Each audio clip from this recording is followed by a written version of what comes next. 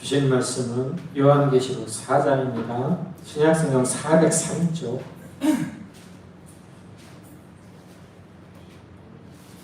요한계시록 4장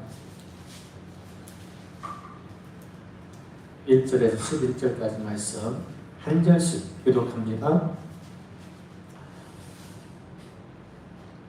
이일 후에 내가 보니 하늘에 열린 문이 있는데 내가 들은 바 처음에 내게 말하던 나팔 소리 같던 그 음성이 이르되 이리로 올라오라. 이후에 마땅히 일어날 일들을 내가 내게 보이리라 하시더라. 내가 곧 성령에 감동되었더니 보라, 하늘에 보좌를 베풀었고 그 보좌 위에 앉으신 이가 있는데 앉으신 이의 모양이 벽옥과 홍보석 같고 또 무지개가 있어 보좌에 둘렸는데 그 모양이 녹보석 같더라. 또 보좌에 둘려 24 보좌들이 있고 그 보좌들 위에 24 장로들이 흰 옷을 입고 머리에 금관을 쓰고 앉았더라. 보좌로부터 번개와 음성과 우레소리가 나고 보좌 앞에 편 등불 7이 있으니 이는 하나님의 7 영이라. 보좌 앞에 수정과 같은 유리 바다가 있고 보좌 가운데와 보좌 주위에 4 생물이 있는데 앞뒤에 눈들이 가득하더라.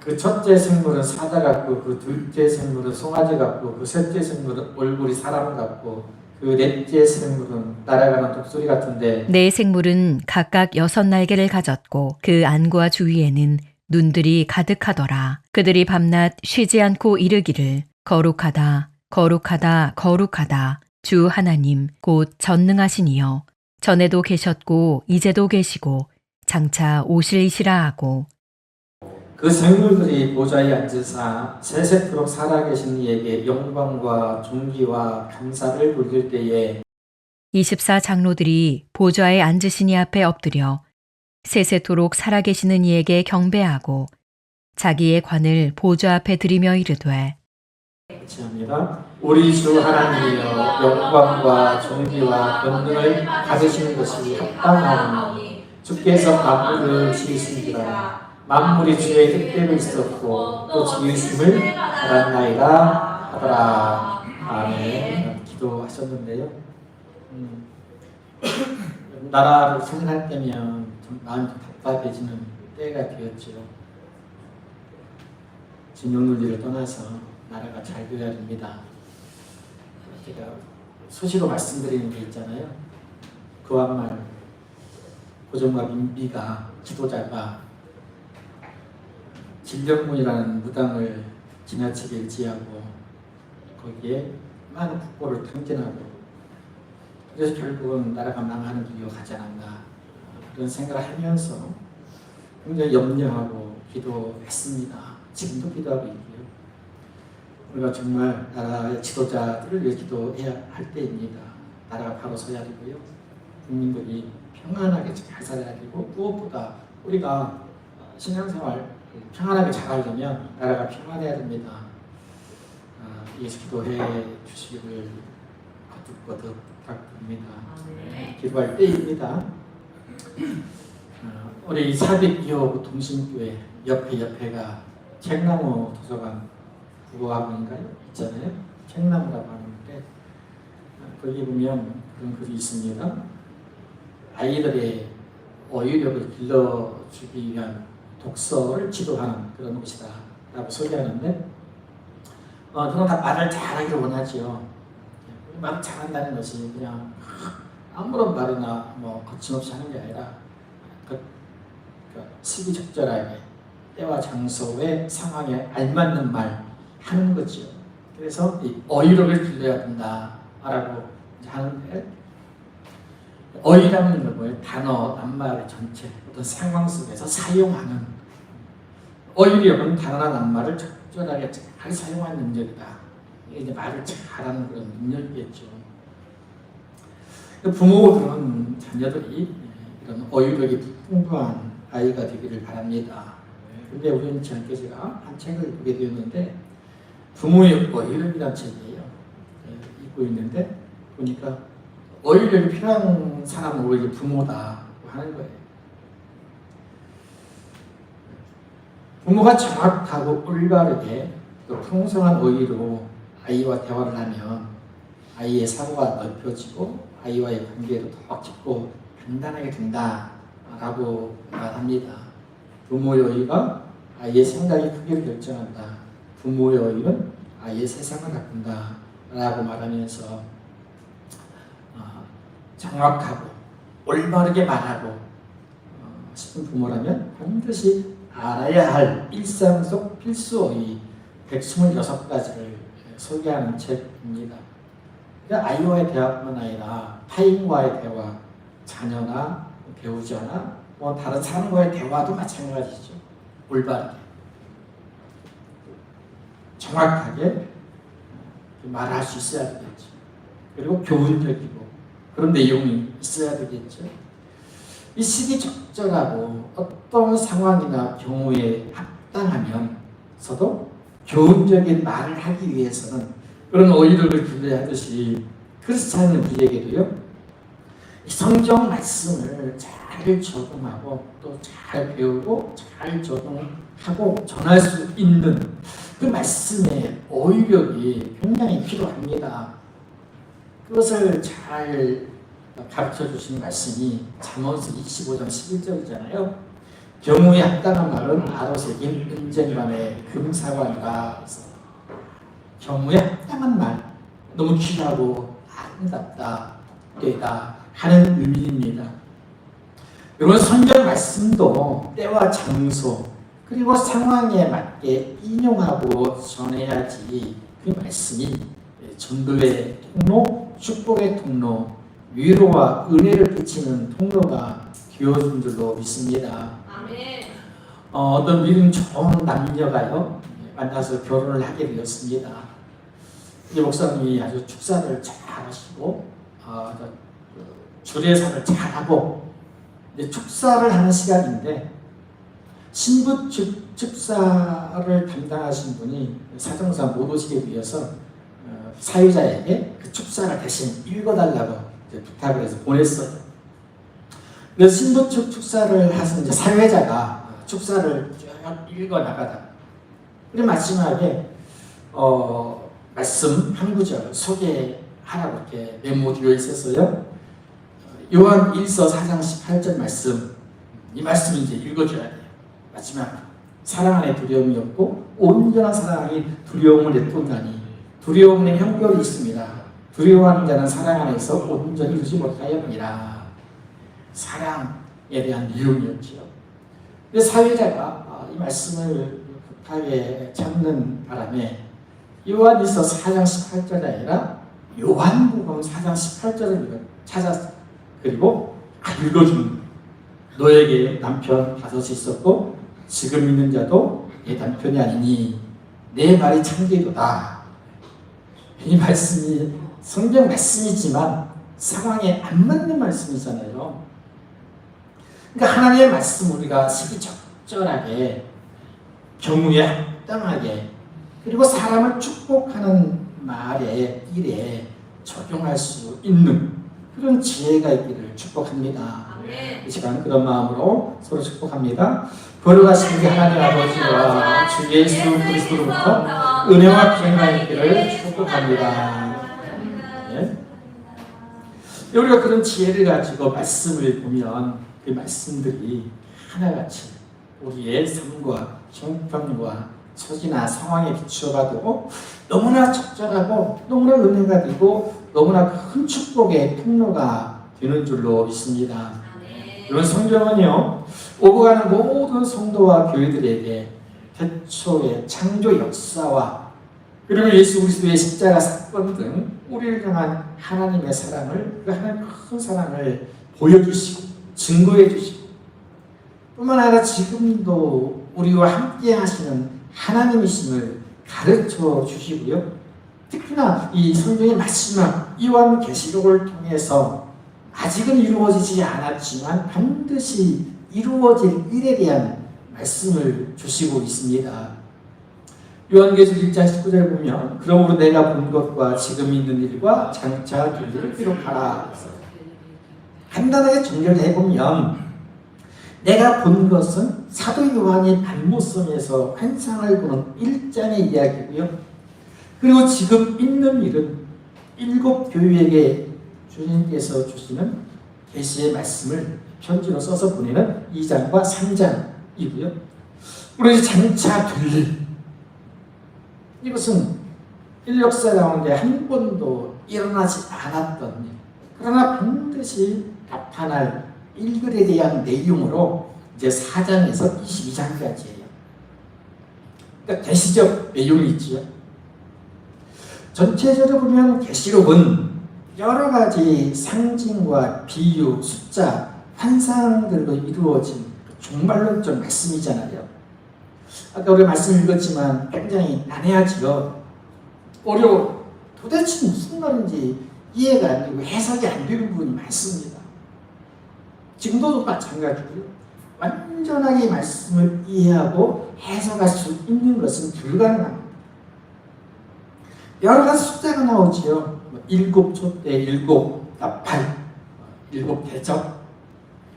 그리고 특별히 그 이단들이 사람들을 미혹하고 이단의 길로 이끌어가기 위해서 사용하는 숫자가 있잖아요.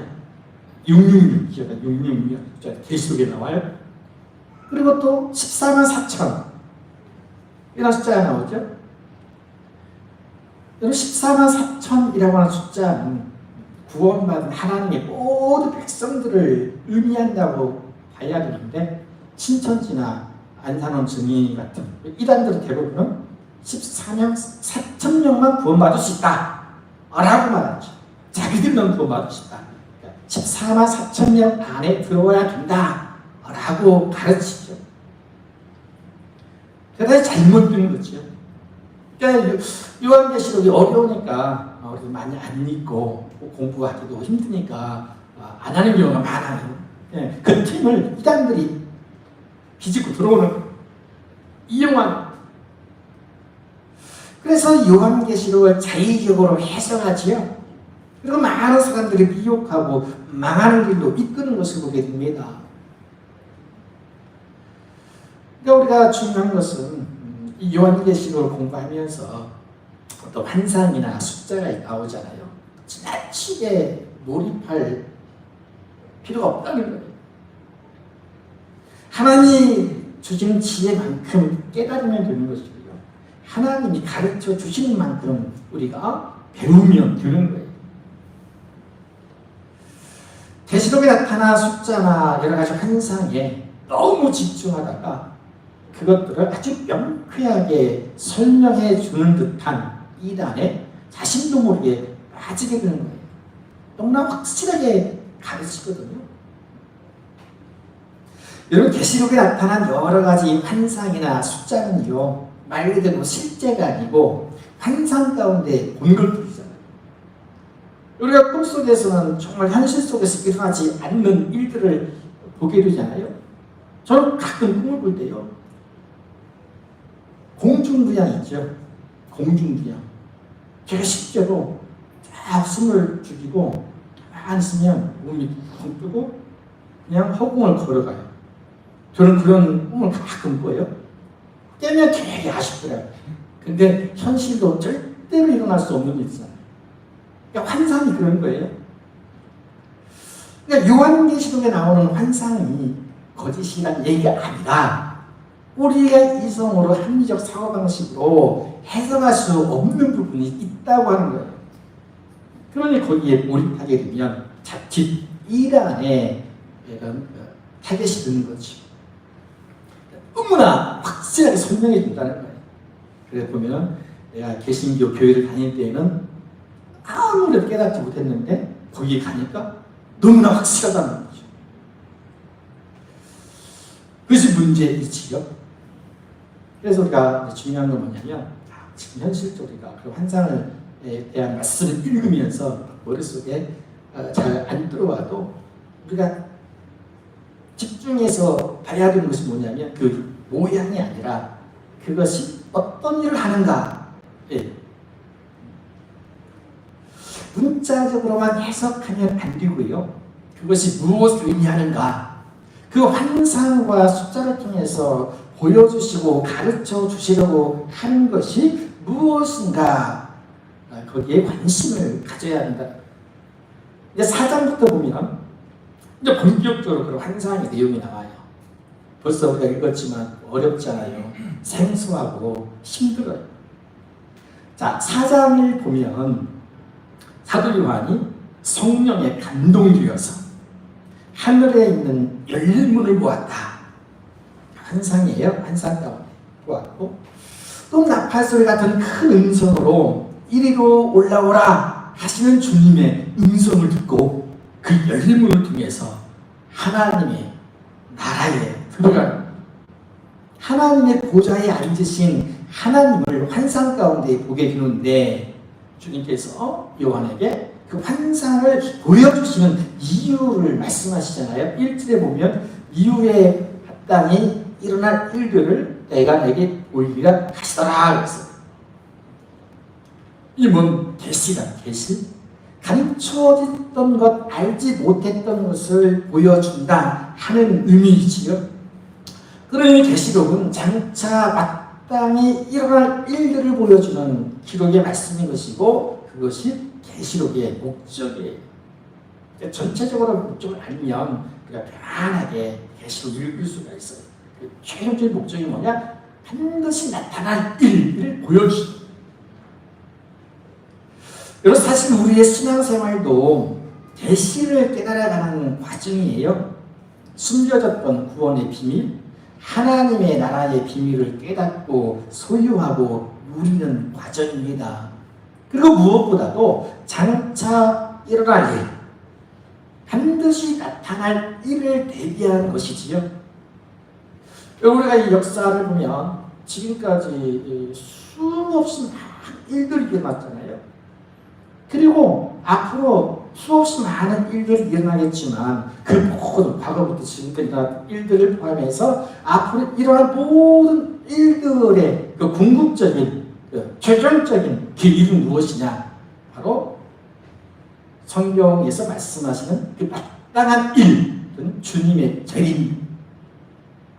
그리고 주님의 재림하시기 전까지 그 징조를 나타내는 여러 가지 일들이 포함되어 있어요. 그냥 모든 일들은 결국은 궁극적으로 일어나는 마땅한 주님의 재림이 있기까지 어떤 상황 속에서 나타나는 징조들이다 라고 할 수가 있겠지요. 예를 들어서 요한일서 2장 18절, 아이들아 지금은 마지막 때라 적그리스도가 오리라는 말을 너희가 들은 것과 같이 지금도 많은 적그리스도가 일어났으니 그러므로 우리가 마지막 때인 줄 아노라. 2000년 전에 요한이 지금도 적그리스도가 딱 나타나니 마지막 때다 말하는데요. 근데 2024년 지금도 현재 기는요, 이런 일들이 끊임없이 나타나고 있는 지금이라고 하는 마지막 때를 살아가는 우리들, 하나님께서 교회로 부르시고 믿음으로 의의 흰옷을 입혀주셨지요. 그리고 읽고 듣는 말씀을 통해서 마땅히 일어날 일을 보여주시니 우리가 이 일이 무엇인지를 알고, 그리고 지혜롭게 대비해서 이기는 자가 되어 마침내 하나님의 나라에서 영원한 생명의 면류관을 받아 쓰는 저와 여러분 되시기를 주님의 이름으로 축복합니다. 여러분, 마땅한 일을, 일어날 일을 보여주신 말씀의 시작이 그 4장인데요. 사도 요한이 이 본격적으로 환상을 보는데 첫 번째가 하나님의 보좌와 그 보좌에 앉으시니, 하나님의 형상을 보는, 하나님을 바라보는 거예요. 환상 가운데. 근데 그 하나님을 묘사하는 표현이 좀 특이하잖아요. 별곡과 홍보석 같다. 보석이 보석. 반짝반짝 빛나는, 밝게 빛나는 보석. 귀한 보석. 아름다운 보석에 비유하죠. 하나님의 형상, 모양, 어떤 그 형태를 가진 분으로 표현하지 않지요. 그냥 빛나는 보석으로 묘사하죠. 사도 요한으로서는 이 하나님의 그 영광스러움에 압도되어서 감히 사람의 말로 하나님을 표현할 수 없으니 아주 지극히 제한적으로나마 아름답게 빛나는 벽옥이나 홍보석으로 표현하는 거예요. 사실 그럴 수밖에 없을 것 같아요. 우리 하나님을 본다 할 때 어떻게 하나님을 우리 입술로 말로 표현할 수 있겠어요? 너무너무 광채가 너무나 영광스러운 모습인 것을 의미하지. 그리고 보면 녹보석 같은 무지개가 보좌에 둘렀다. 하나님의 영광과 하나님의 권세, 권위를 의미하는 것 같고요. 그리고 하나님의 보좌를 중심으로 24개의 보좌가 있고 하나님의 보좌가 있고 그 주변에 24개의 또 다른 의자가 있고 그 의자에는 24장로가 앉아있다. 흰옷을 입었다. 금면류관을 썼다고 표현합니다. 이 24장로는 누구를 의미하냐 하는 거예요. 대부분 모든 학자들이 일치된 견해는 뭐냐면 24장로는 구원받은 모든 하나님 백성들을 대표하는 사람들이라고 해요. 자, 거룩한 흰옷을 입었다. 믿음으로 의롭다 인정함을 받은 사람들, 그리고 금면류관은 생명의 면류관, 구원받은 하나님의 사람들, 그 모든 사람들의 대표가 24장로다고 말하는 거예요. 그러니까 우리는 그 정도 이렇게 받아들이면 될 것 같아요.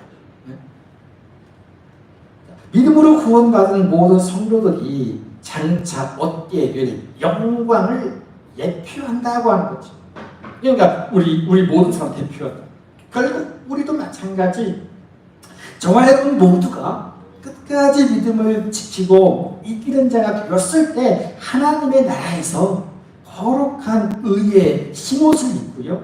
그리고 머리에는 구원의 면류관을 쓰고 영원토록 하나님과 함께 영원한 생명을 누리게 되는 줄 믿으시기 바랍니다. 그것을 확실하게 가르쳐주는 말씀이라고 하는 거예요. 자, 5절에 보면 번개와 음성과 우일소리가 났다.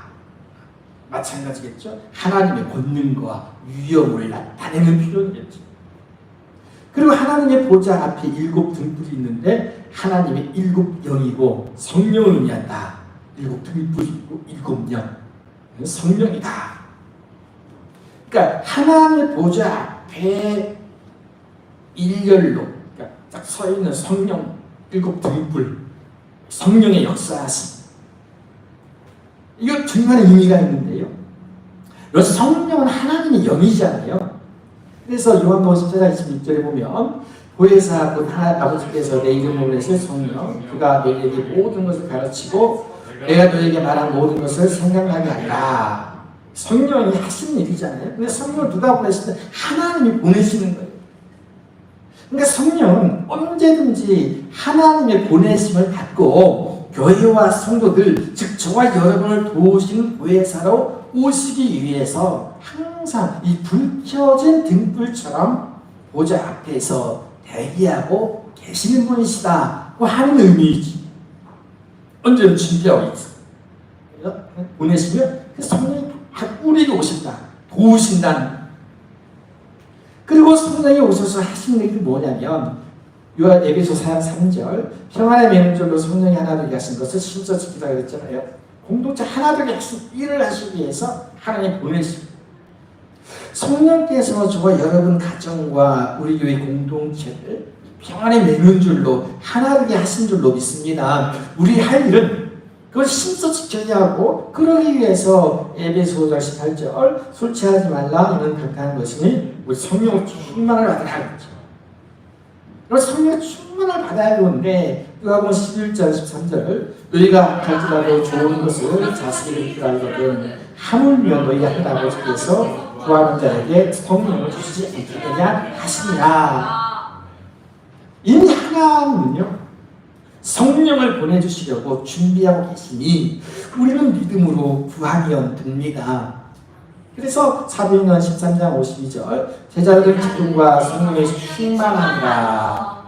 그 믿음으로 구하여서 모두가 성령의 충만함을 받고 주의 귀하게 쓰임받는 기쁨 또한 충만하기를 주의 이름으로 축복합니다. 그러니까 성령께서 하나님의 보좌 앞에 계신다고 하는 이런 의미를 준비하고 계신다라고 하는 거예요.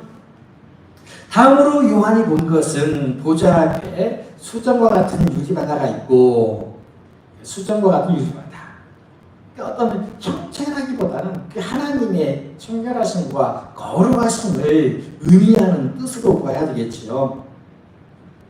그리고 내 생물이 있다 그랬어요. 내 생물. 이번 굉장히 어려운 부분이긴 해요. 잘 이해가 되지 않습니다. 자, 내 생물이 있는데 첫째는 사자 같고, 둘째는 송아지 같고, 셋째는 사람 같고, 넷째는 독수리 같다고 말씀하는데 날개가 6개, 그러니까 세상이 날개. 그리고 눈들이 가득하다고. 우리가 일반적으로 상상하는 그런 동물의 모습이 아니지요. 실존하는 것이 아니죠. 환상이. 그러니까 그런 아주 이상한 모습으로 나올 수 있는 거지. 그래서 이 내 생물이 무엇이냐라고 하는 해석에 따라서 이단이 되기도 해요. 그래서 이단, 요한계시록 통해 이단이 많이 나오죠. 보면 아까 하나님의 보좌라고 그랬잖아요. 실제로 이단을 보면요, 강대상이 엄청 화려해요. 가운데 큰 의자가 있고 막 하얀색으로 그 각종 서치할 때 비치고요, 너무 밝고 빛나요. 이 하나님 보좌 앉는데 누가 앉아? 자기가 앉아. 그 이단이죠. 사람이 앉는 거죠. 마찬가지예요. 이 내 생물이 무엇이냐라고 하는 것에 대한 해석의 차이로 이단과 정품이 구분되어 있더라고요. 신천지 같은 경우는 이 내 생물이 천사를 의미한다, 이렇게 해석하는데 따지고 보면 잘못되었다고 하는 거예요. 우리 개신교에서는 내 생물이 특성에 따라서 마태마가 누가 요한복음이다 이렇게 해석하는 분도 있고요. 근데 일반적으로 우리가 받아들이는 해석은 뭐냐면, 이 내 생물은, 사자는 동물의 왕이잖아요. 사람은 모든 피조물들의 영장이잖아요. 으뜸이잖아요. 송아지는 가축들의 대표래요. 힘이 제일 센 가축. 그 다음에 독수리는 모든 새들의 왕이라고 해요. 그러니까 이 내 생물은 결과적으로 모든 피조물들을 대표한다고 하는 거예요. 이것이 그냥 일반적인 해석, 우리가 쉽게 이해할 수 있는 해석이에요. 결국은 모든 피조물들이 의미하는데 그 중요한 뭐냐? 말씀드렸잖아요. 그럼 이 피조물들이 하는 일이 뭐냐는 거예요. 이런 어떤 일을 합니까? 각각 자기 힘을 과시하거나 자기가 잘났다고 그런 하는 것이 아니라 그 모든 피조물을 공통적으로 하는 일이 있어요. 8절, 밤낮 쉬지 않고 거룩하다 거룩하다 거룩하다 전능하신 이여, 전에도 계셨고 이제도 계시고 장차 오시리시라. 9절, 보좌에 앉으사 세세토록 살아계신 이에게 영광과 존귀와 감사를 돌릴 때에. 자, 우선 그림 하나 보여드린데요. 여기 있고, 이게 이제 이 말씀을 그림을 표현한 가운데 빛이 나는 게 있죠. 하나의 보좌, 그걸 표현한 것이고, 주변에 24장로가 앉아 있어요. 앞에 내 생물이 있어요. 보면은 사자 얼굴, 사람 얼굴, 송아지 얼굴, 독수리 얼굴 있잖아요. 이렇게 이제 표현할 수 있는데, 이것도 그냥 참고로 할 뿐이지 정확히 그렇다고 말해서는 안 돼요. 이해할 도움이 되게 하는 이런 모습입니다. 자, 이 내 생물이 밤낮 쉬지 않고 하는 일이 뭐냐? 하나님께 영광과 존귀와 감사를 드렸다는 거예요. 그러니까 하나님은 모든 피조물로부터 영광과 감사와 존귀를 받으실 만한 분이시다라고 하는 거죠. 어떤 하나님은 세세토록 살아계신 하나님이잖아요. 그런 살아계신 하나님은 모든 피조물로부터 영원토록 영광과 존귀와 감사를 받으실 살아계신 하나님이시니, 내 생물 중 사람의 모양과 같은 생물이 있듯이 피조물인 우리도 영원토록, 그리고 밤낮 해야 할 일 또한 살아계신 하나님께 영광과 존귀와 감사를 드리는 일인 줄로 믿습니다. 자, 뒤이어서 이제 24장로가 나와요. 24장로. 마찬가지 24 장로들도 하나님께 경배하고 영광과 존귀와 권능 받으시면 합당하다 이렇게 말하고 있죠. 여러분, 이 땅의 모든 피조물들을 대표하는 내 생물에 이어서 모든 교회와 성도를 대표하는 24 장로도 세세토록 살아계신 하나님께 경배하고 자기의 관을 보좌 앞에 드렸습니다. 자기 관을 하나님께 드리는 것, 그걸 이제 이렇게 그림으로 표현하는 것. 여러분, 경배는 예배이시요, 모든 하나님의 백성들이 하나님 앞에 예비한 자기의 관을 드리는 것은 영생의 금멸류관을 주신 이가 하나님이시니 오직 하나님만이 영광과 존귀와 권능을 받으시기에 합당하신 분이시기 때문입니다. 여러분, 왜 합당하신 분이신가요? 왜 하나님이 지극히 합당하게 우리의 영광과 존귀와 감사를 받으실 만한 분이시냐? 말씀 이어서 보니까 만물을 지으신 창조주 하나님이시기 때문이다. 창조자이시기 때문에 합당하다는 거예요.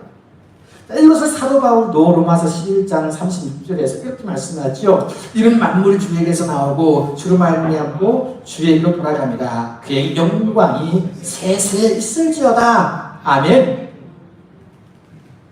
여러분, 교회와 성도들은 살아계시고 만물을 지으신 하나님께 모든 영광과 존귀와 감사를 드려야 하니 마땅한 줄로 믿습니다. 사도 요한은요, 이처럼 장차 일어날 일들에 말씀하기 전에 하나님의 보좌에 대한 환상을 통해서 세세토록 살아계시고 만물을 지으신 하나님만이 영광과 존귀와 권능과 감사를 받으시기에 합당하신 분을 선포하는, 오늘 그 선포 앞에 우리가 서 있는 것이고 고백하는 것이겠죠. 사랑하는 성도 여러분, 우리가 계시록을 통해서 들려주시는 성령의 음성에 순종해서 오직 믿음으로 반드시 나타날 일을 준비하고 예비하는 그런 지혜로운 성도가 되시기를 바랍니다. 그래서 하나님의 나라에서 영생의 금멸관을 받아 쓰는 그날까지 이기는 자가 되죠. 또 산날 동안 하나님께 영광과 존귀와 감사를 드리며 살아갈 수 있는 하나님의 백성, 하나님의 사람이 되시기를 주님의 이름으로 간절히 축복합니다. 아멘. 마지막 또 마칩니다. 죄 있는 자와 성령이 너희에게 하신 말씀을 들어라 기도합니다. 걸어가신 아버지 감사합니다. 하나님 아버지, 우리의 어리석고 둔한 마음이지만 하나님께서 깨닫고 소유하고 누릴 수 있도록 계시의 말씀을 주시고 그 말씀을 읽고 듣고 깨달으며 지혜 가운데 하나님의 걸어가신 온전한 뜻을 알게 하신 것도 감사합니다. 하나님 아버지, 특별히 계시록을 통해서 이제 마지막 장차 일어날 일, 반드시 나타날 일들에 대해서 우리에게 말씀해 주신 줄로 믿습니다. 우리 주님 다시 오실 때까지 모든 영광과 존귀와 감사를 하나님께 올려드리며 다시 오실 주님의 길을 예비할 수 있는 지혜로운 성도가 지혜로운 하나님의 자녀들 다 되게 하여 주옵소서. 돌아가신 아버지, 말씀을 읽을 때에 어렵습니다. 이해가 되지 않고 해석되지 않는 부분이 많이 있지만 하나님 아버지, 시험 당하지 않게 하시고 어떤 이단의 미혹과 현혹에도 넘어가지 않도록 이 말씀을 잘 붙들고 살게 하심으로 마지막 이기는 자가 되게 하여 주옵소서. 하나님 영원한 나라에서 생명의 금멸류관 쓰고 하나님과 영원토록 함께하는 그러한 복 있는 삶을 살아가기까지 믿음을 지키게 하시고 이 죄악된 세상 가운데서 하나님의 자녀로 거룩한 삶을 살아가시도록 함께하여 주시옵소서. 이사오고 예수님의 이름으로 기도하옵나이다. 아멘. 같이 합니다. 거룩하신 하나님 아들 예수 그리스도여, 보좌에 앉으신 하나님을 바라보며 모든 영광과 존귀와 감사를 드리는 이름의 사랑이 되게 하옵소서. 아멘.